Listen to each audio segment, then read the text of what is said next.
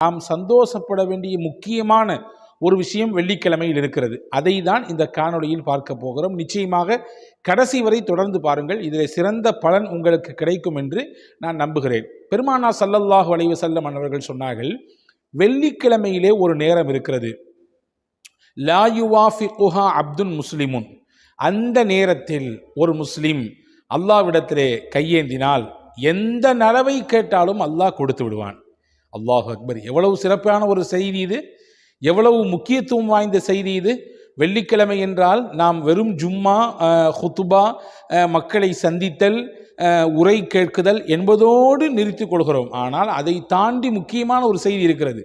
வெள்ளிக்கிழமையில் ஒரு நேரம் இருக்கிறது.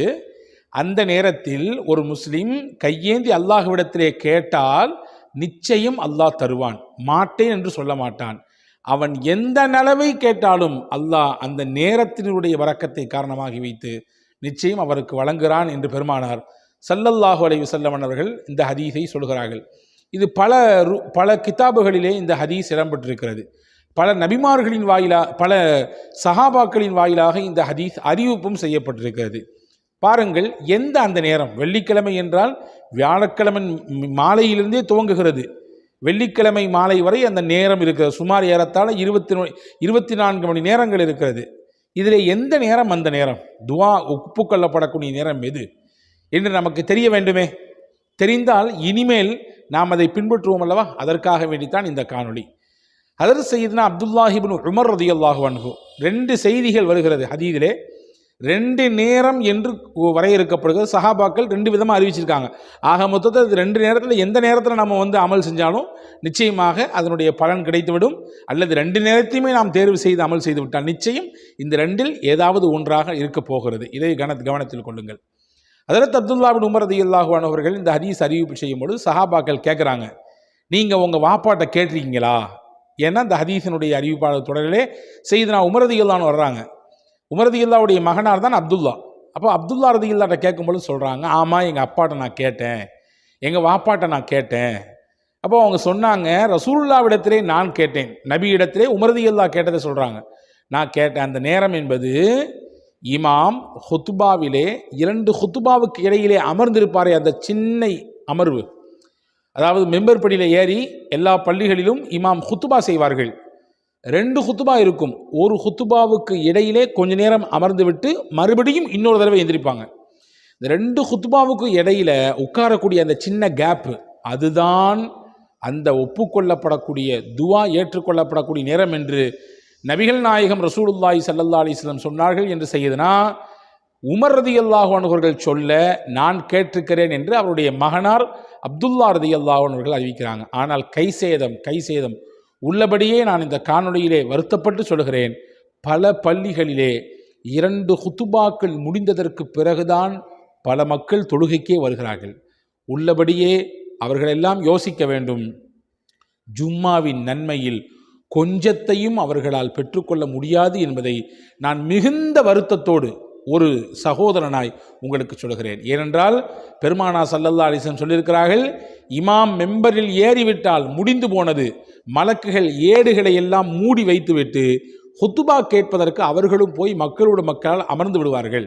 அதுக்கு பின்னாடி வரக்கூடிய மக்களுடைய பேர் என்ட்ரி பண்ணப்படாது, அவங்களுடைய நேம்ஸ்லாம் அந்த புத்தகத்தில் வராது என்று பெருமானார் ஸல்லல்லாஹு அலைஹி வஸல்லம் அடையாளப்படுத்துகிறாங்க. அப்படின்னா நம்ம எவ்வளோ தூரம் கவனிக்கணும். ரொம்ப ரிஸ்க் எடுத்து வர்றோம். நம்மளை பல பேர் அந்த குறிப்பிட்ட நிமிடங்களை ஆஃபீஸ்லேருந்து பெர்மிஷன் போட்டு வர்றோம், வீட்டு வேலைகளை கொஞ்சம் ஒதுக்கி வச்சுட்டு வர்றோம், கடைகளில் இருக்கக்கூடிய பணிகளை எல்லாம் கொஞ்சம் செட் பண்ணி கொடுத்துட்டு வர்றோம். இது இவ்வளோ செஞ்சும் கூட நமக்கு அந்த நன்மை கிடைக்கலன்னா என்ன புண்ணியம்? யோசித்து பாருங்கள்.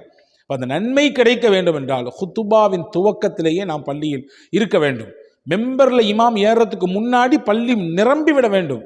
ஒவ்வொரு தொழுகையிலும், குறிப்பாக ஜும்மா போன்ற நாட்களிலே மக்கா மதீனா போன்ற ஹரம்கள் எவ்வளவு வெளிச்சமாக பிரம்மாண்டமாக மக்களினுடைய அந்த கூட்டமும் ஆர்வமும் முட்டி மோதுதலையும் பார்க்கும் பொழுது ஏன் நம்ம ஊர்கள்லாம் இந்த மாதிரி நிலை வரமாட்டேங்குதுன்ற ஏக்கம் நமக்கு இருக்குதா இல்லையா?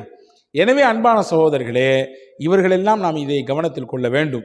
அப்போ பாருங்கள், இந்த ஹதீஸில் முதல் விஷயம் என்னென்னா, அந்த துவா ஒப்புக்கொள்ளப்படக்கூடிய நேரம் இமாம் மெம்பரில் ஏறி ஒரு ஹுத்துபா ஓதிட்டு 2வது ஹுத்துபாவை ஸ்டார்ட் பண்ணுறதுக்கு முன்னாடி கொஞ்ச நேரம் சிட்டிங் உட்கார்ந்துருப்பார். அந்த சிட்டிங் தான், அந்த நேரத்தில் கேட்கப்படக்கூடியதான் அல்லாஹ் அந்த நேரத்தில் அல்லாஹ் கபூல் செய்கிறான் என்று ஹஸரத் இப்னு உமர் ரலியல்லாஹு சொல்கிறாங்க.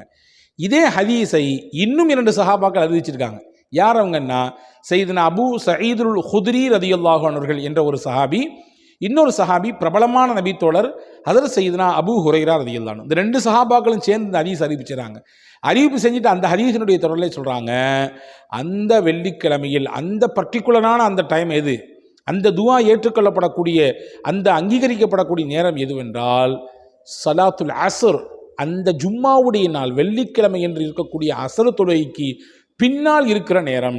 பாருங்க, பள்ளிவாசல்களில் கொஞ்சம் விவரம் தெரிஞ்சவங்க வெள்ளிக்கிழமை ஜும்மா தொழுதுட்டு அந்த அசருடைய அந்த தொழுகைக்கு பின்னாடி கொஞ்ச நேரம் உட்கார்ந்துருப்பாங்க, கொஞ்ச நேரம் திக்ர் செய்வாங்க, நீண்ட நேரம் கொஞ்ச நேரம் அல்லாஹ்விடத்தில் கையேந்தி கேட்டுக்கொண்டிருப்பார்கள்.